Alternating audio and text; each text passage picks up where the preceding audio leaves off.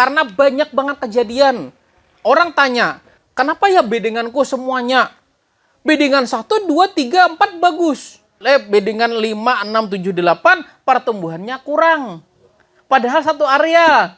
Nah, itu yang menjadi penyebab. Ternyata bedengan 5, 6, 7, dan juga 8 pH-nya bermasalah.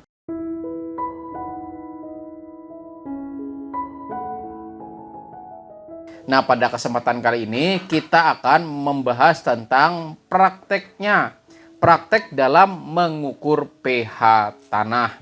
Bapak-bapak semuanya, jadi kan kita sudah mengetahui bahwa angka netral pH tersebut adalah 7, di mana ketika pH-nya di bawah 7 maka bisa dikatakan asam, dan semakin rendah semakin asam. Kemudian ketika pH tanahnya di atas 7 artinya pH-nya dikatakan basa, dan semakin tinggi angkanya maka pH-nya bisa dikatakan semakin basa. Dan faktanya lagi, seperti yang sudah kita bahas juga di 2 minggu yang lalu, bahwa ketika tanah terlalu asam maka banyak unsur hara yang tidak bisa terserap, terutama unsur hara makronya N, P, K, kemudian Ca, Mg, dan juga S. Nah, dan lagi ketika pH tanahnya terlalu basa, maka unsur hara mikro seperti besi, seng, dan juga mangan juga tidak bisa tersedia. Di rumah masing-masing masih ada kan tabel pH-nya? Nah, jadi itu jangan sampai hilang. Jadikan patokan Anda, jadikan pedoman Anda dalam berusaha tani. Nah, sebagai contoh, Pak Rasid kan barusan katanya melakukan pengukuran pH tanah. Ditemukan ternyata pH-nya cuma 6,0. Nah, bagaimana dengan pH 6,0? Apakah tidak baik? Nah, jawabannya kalau bisa ditingkatkan lebih baik, tapi 6,0 masih lebih baik dibandingkan dengan di bawah 6.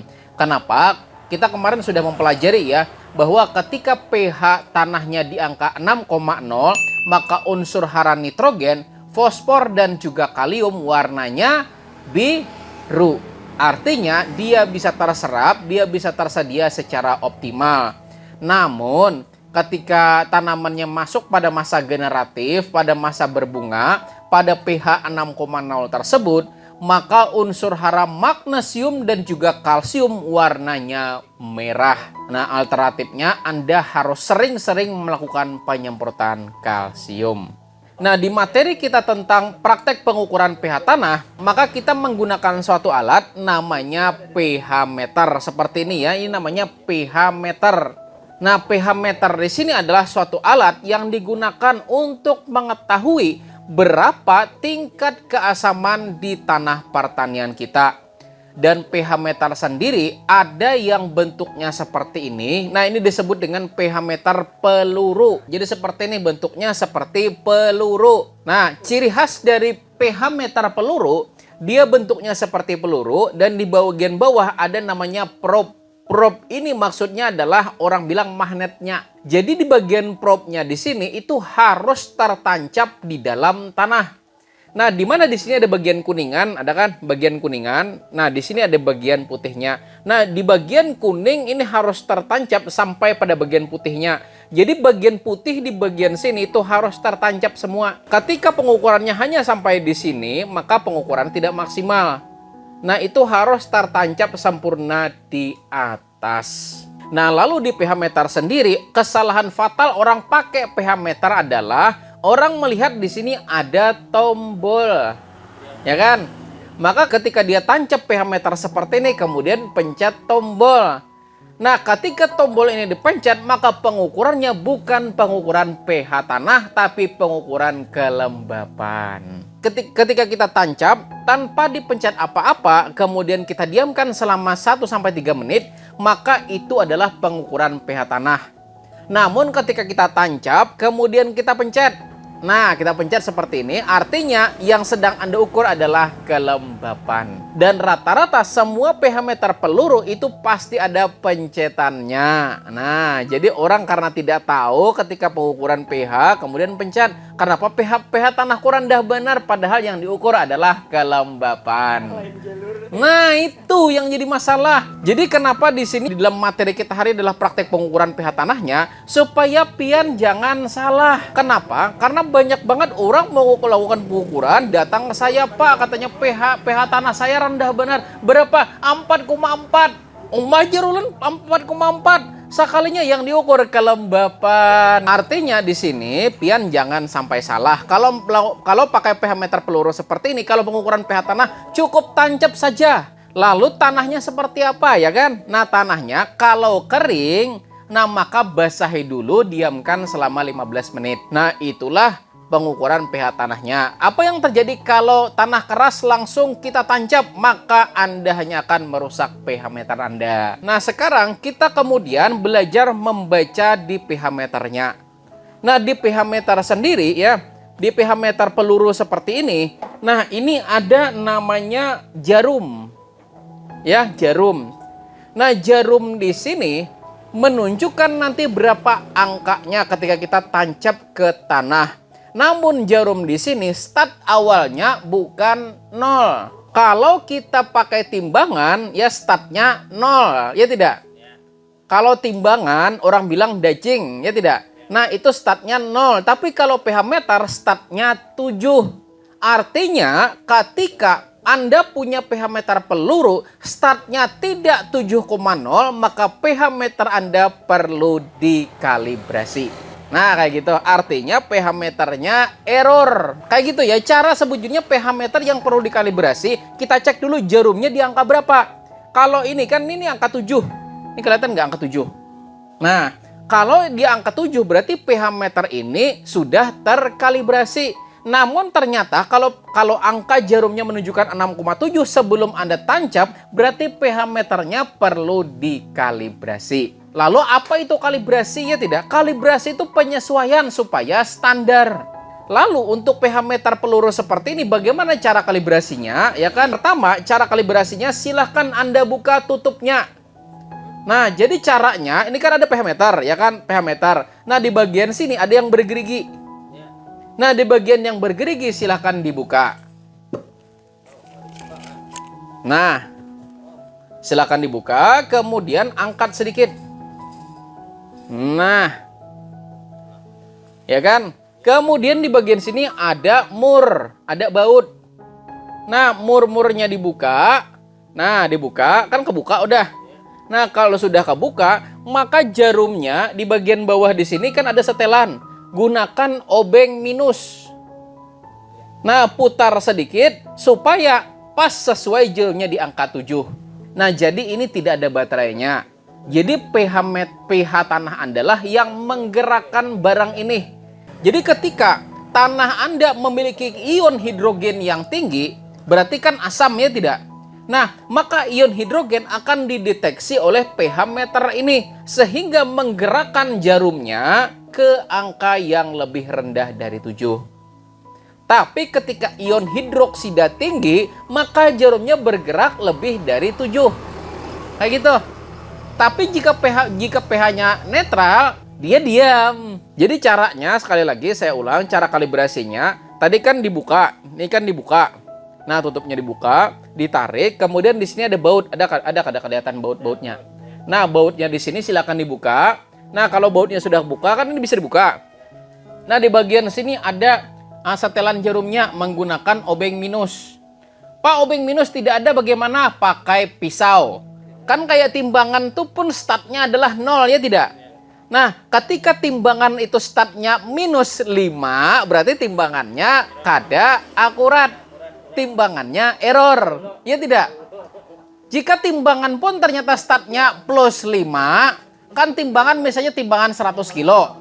Timbangan 100 kilo, tapi belum lagi dipakai, sudah plus 5. Berarti kan error. Artinya yang disebut dengan kalibrasi tersebut adalah mengembalikan lagi suatu alat pada pengukuran yang semestinya. Nah, kayak gitu. Jadi kalau sudah, silakan Anda masukin, kemudian tinggal tutup. Nah, tutup lagi. Pastikan display pH meternya. Nah, lokasinya itu di tengah, tepat di tengah-tengah antara ini pencetan. Lalu selain dari pH meter peluru juga ada namanya pH meter digital. Nah, pH meter digital itu adalah pH meter yang orang bilang praktis. Kenapa? Karena bentuknya tidak peluru dan dia langsung bentuk digital. Kelemahannya adalah yang namanya pH meter digital berarti digit, ada angkanya, ya tidak? Nah, yang namanya digital itu pasti ada bahan penggerak. Apa penggeraknya? Baterai.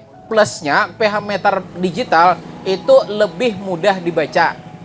Cuma kekurangannya adalah dia mesti pakai baterai. Dan ketika, nah ini kekurangan paling fatal pH meter digital adalah ketika baterainya sudah mau drop, pengukuran pasti tidak akan akurat. Berapa harga pH meter digital? Itu ada yang bervariasi, ada yang 60.000, ada yang 150.000 ada. Cuman kekurangannya lagi yang kedua dari pH meter digital adalah kalibrasi dilakukan pabrik.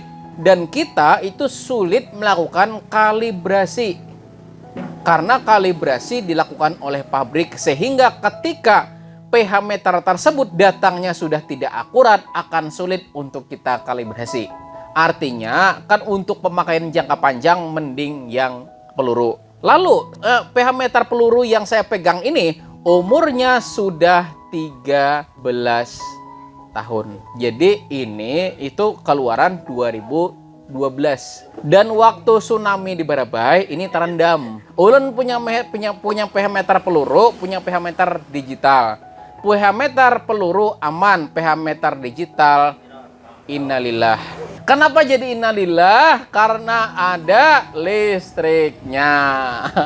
Nah, lebih awet mana antara digital dan peluru? Punya saya yang digital baru diberi 2 bulan karena banjir, innalillah. Sampai kita pada praktek pengecekan pH tanahnya, praktek pengukuran pH tanahnya.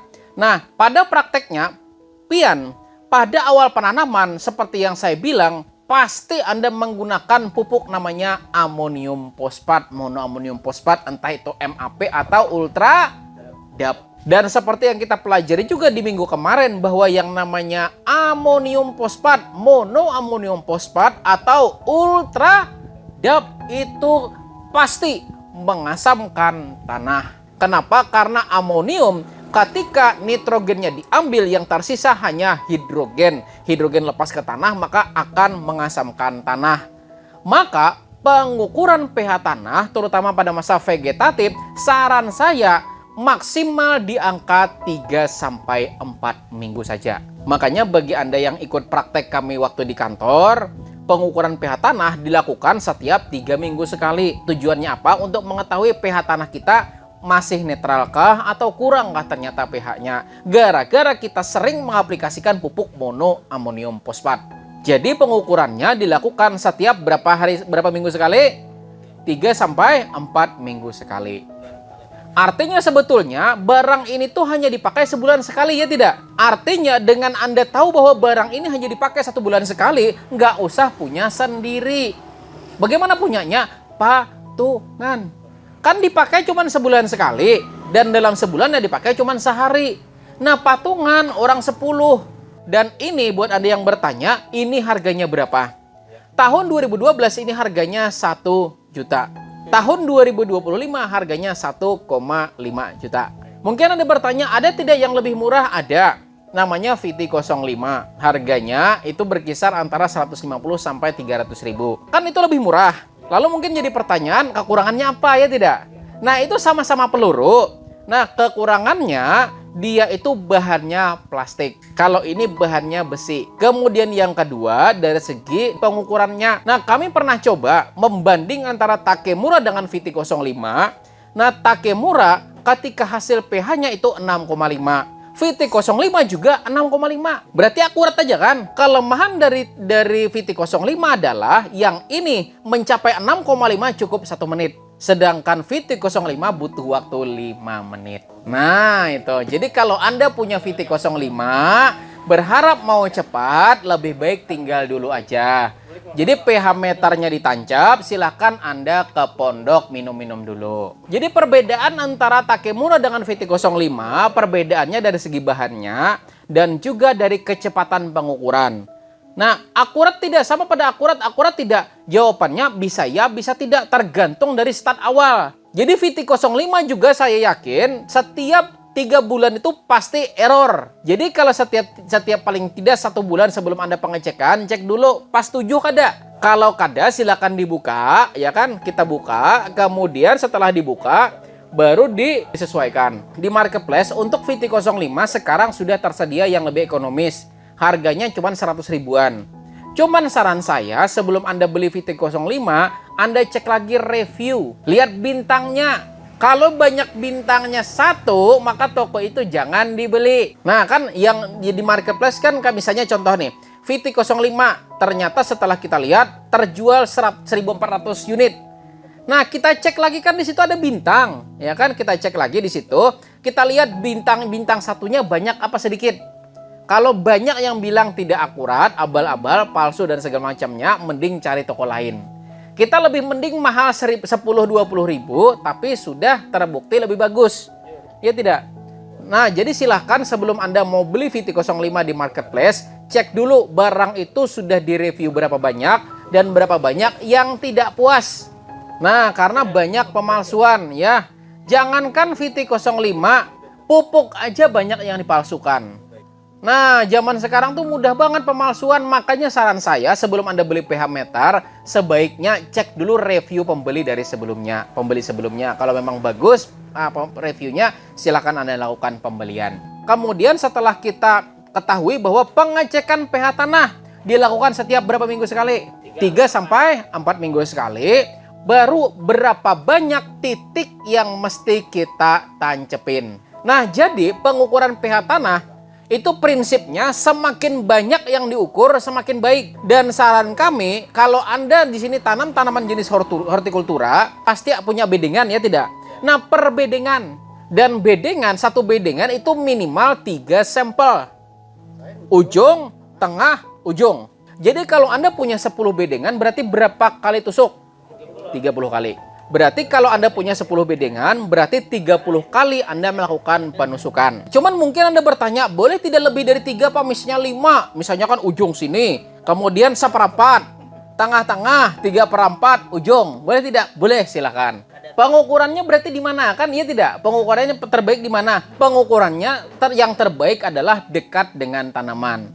Lah kan tanaman menyerap di areal dia. Nah, iya di tengah-tengah bedengan. Jangan mau ukur di paritnya kan ada tanamannya. Nah, jadi semakin banyak sampel yang Anda ukur, semakin banyak yang Anda tancap itu semakin baik. Jadi, paling tidak satu bedengan itu 3 lah. Nah, ujung sini, tengah dan ujung sana. Lalu, terkadang kesalahan fatal orang setelah melakukan pengukuran, dia langsung merata-ratakan. Yang namanya rata-rata, bila misalnya nih 6, 8, 8. Kan 6, 8, 8. Yang namanya rata-rata berarti 6 tambah 6 berapa? 12 tambah 8. 20 tambah 8. 28. Ini berapa angka nih tadi? 4. Berarti 28 bagi 4 berapa? 7. Nah berarti rata-ratanya 7 katanya. Kan seperti itu. Maka kalau saya jangan dirata-ratakan. Nah, cara pengukurannya adalah ketika Anda sudah mengukur pH tanah, kan di perbedengan Anda catat, oh ternyata bedengan sini normal, bedengan sini normal, bedengan ke-4, 5, 6, 7, kan 4, 5, 6, 7 ternyata pH-nya cuman 6. Nah, kemudian 8, 9, normal 6,5, ya berarti jangan dirata-ratakan. Berarti yang diberi perlakuan cukup bedengan 5, 6, 7, 8. Karena kalau Anda rata-ratakan, baik pH tanah Anda. Jadi Anda sudah dapat bedengan 1, 2, 3, 4, 5 itu normal, maka berilah perhatian ke yang tidak normal. Jadi kalau Anda sudah melakukan pengukuran, Anda kemudian catat. Nah, dari semuanya itu berapa bedengan atau berapa spot atau berapa titik di situ yang banyak masalah. Nah, misalnya ya setelah ketemu pengukuran 5, 6, 7 dan juga 8 bermasalah. Berarti fokus pengapuran di bedengan itu aja. Yang sehat yang sudah 7, yang ngapain dikapur coba? Nah, cukup Anda ketahui di mana pH tanah yang bermasalah. Ketika Anda sudah tahu pH tanah yang bermasalah 5, 6, 7, dan juga 8, ya itu yang diberikan perhatian. Yang 1, 2, 3, 4, kemudian 9 dan juga 10 nggak perlu. Nah, kenapa? Karena banyak banget kejadian. Orang tanya, Kenapa ya bedenganku semuanya? Bedengan 1, 2, 3, 4 bagus. Bedengan 5, 6, 7, 8 pertumbuhannya kurang. Padahal satu area.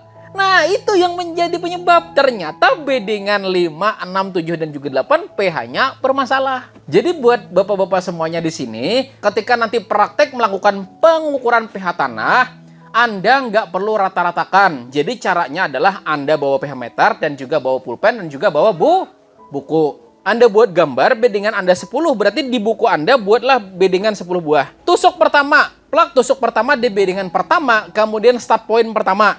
Tusuk ternyata 6,1. Langsung di situ tulis 6,1.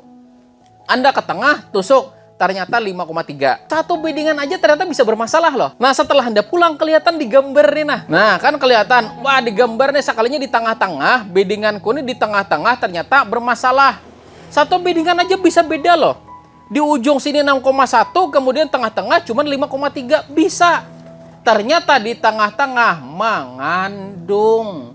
Bentuknya seperti parabola. Nah, kan begitu. Jadi banyu turun ke tengah. Nah, itu. Jadi yang di tengah yang fokus pengapuran.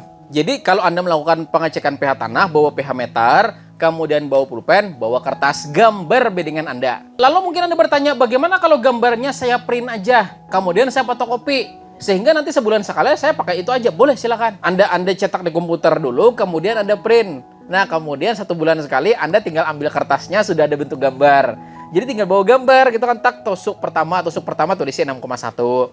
Tusuk kedua kelihatan 6,5, kan begitu. Sampai semuanya selesai, dan itu hanya membutuhkan waktu maksimal selama 2 jam saja. Dan yang terakhir, setelah kita ketahui, ternyata setelah kita lakukan pengukuran, didapatkan informasi ternyata ketika pH tanahnya asam, maka yang perlu kita berikan adalah silakan lakukan pengapuran. Dan kalau Anda butuh respon yang lebih cepat, silakan kapur dolomitnya Anda lakukan perendaman dulu setidaknya semalaman.